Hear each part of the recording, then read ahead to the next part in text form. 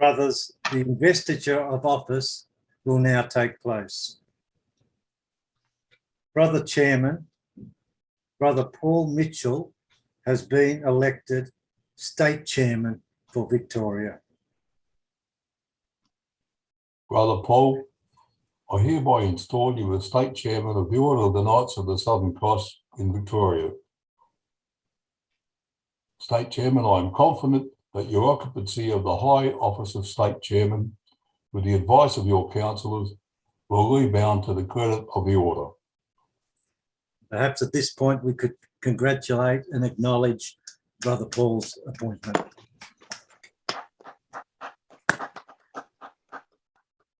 I'll now hand over the chair to the new State Chairman, Brother Paul Mitchell.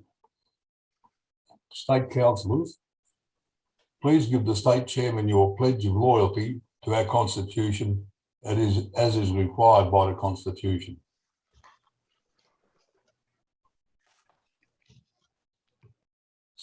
State Secretary, could you please? Yes. State Chair, I'll just give me a moment.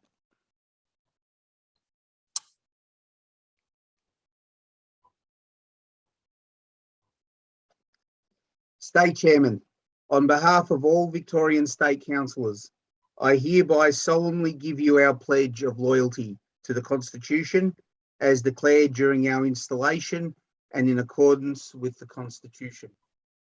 Furthermore, we will assist and support you in your endeavours to promote the good of the Order of the Knights of the Southern Cross. Brother Paul, Brother Chairman, please proceed.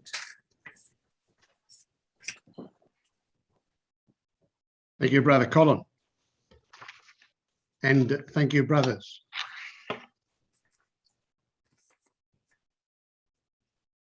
Reverend Father Tony Kerrin, the Knights of Honour, Life members, State Councillors and brothers.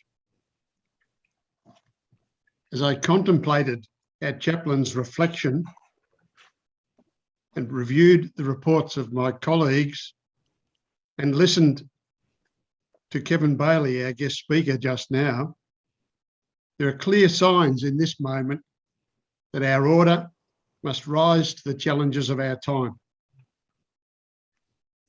We can always embrace what we have, but we must accept current performance of our order can be improved by adapting to change and challenges.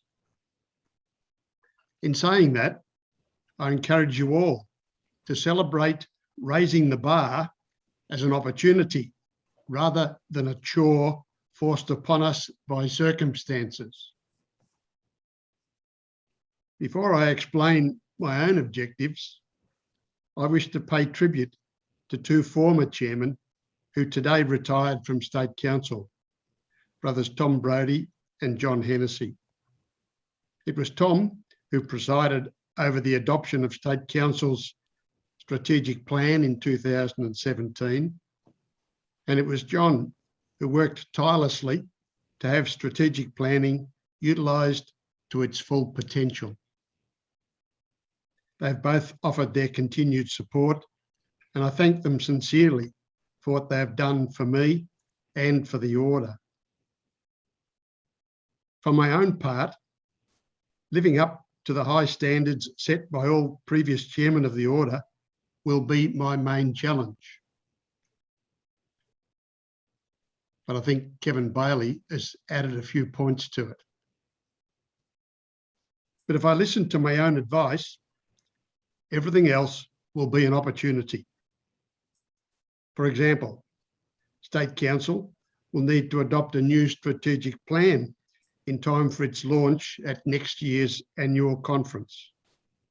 This presents State Councillors with an opportunity during next year to engage with all members, the branches, districts and divisions of the Order for contributions to the new plan.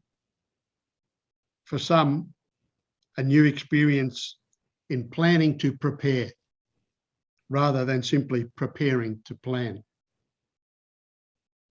Change, on the other hand, is already with us in so many ways. We've heard today the sorts of things that are being done behind the scenes, perhaps that we were unaware of. Change in how we meet, change in how we communicate, change in how we live our life, and how we might expand our parish engagement. But we also have many options. This time last year, State Council had just created a 4th subcommittee. Today, there are 9, all with new prospects, but I'll talk about those later. I do have a vision, and I would like to share that which goes beyond today's election. I want the Knights of the Southern Cross to be a beacon in the community that is recognised for its values by those it serves, that it is sought out by others because of 100 years of Christian experience, and is revitalised and growing through its faith in the Holy Spirit. This month, my branch asked its members to reflect on the Order's formation program, number 7, in fact, which was written on the unification of charity, a virtue I thought appropriate for today's circumstances. Within it, Bishop Max Davis says, charity unites the abstract and the institutional dimensions. It calls for an effective process of change that embraces everything: institutions, law, technology, experience, professional expertise, scientific analysis, and one of my favourites, administrative procedures. True charity is capable of incorporating all those elements in its concern for others. Everything then depends on our ability to see a need for change of heart, attitudes, and lifestyles.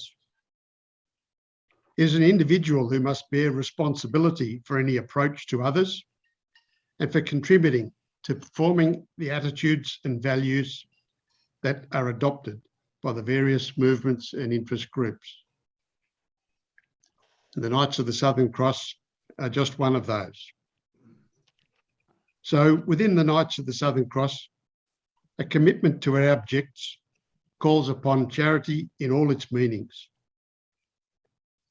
This is an important responsibility and a relentless activity, as our guest speaker has just outlined. There are elements in our objects that bear a direct relationship to the future of the Church. When supporting and encouraging others, always ask yourself, what more can I do to influence the dignity of life and help them appreciate their own gifts?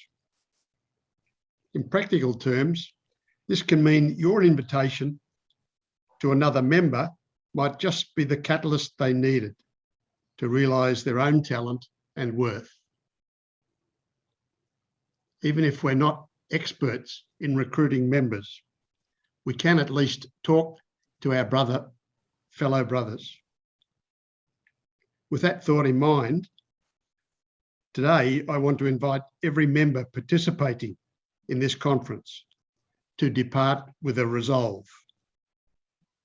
That is, to discuss with another member who is not here, who might be helping you in your role within the order, or better still, step up into your shoes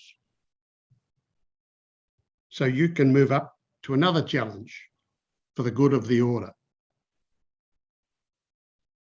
I'm honoured to have been given the opportunity to lead the Knights of the Southern Cross in Victoria, and I'll do my utmost to demonstrate leadership and, as Brother Hennessy would say, resist imposing it. I thank my fellow state councillors for their support and ask everyone for their prayers. Thank you for your attention. I look forward to working with you.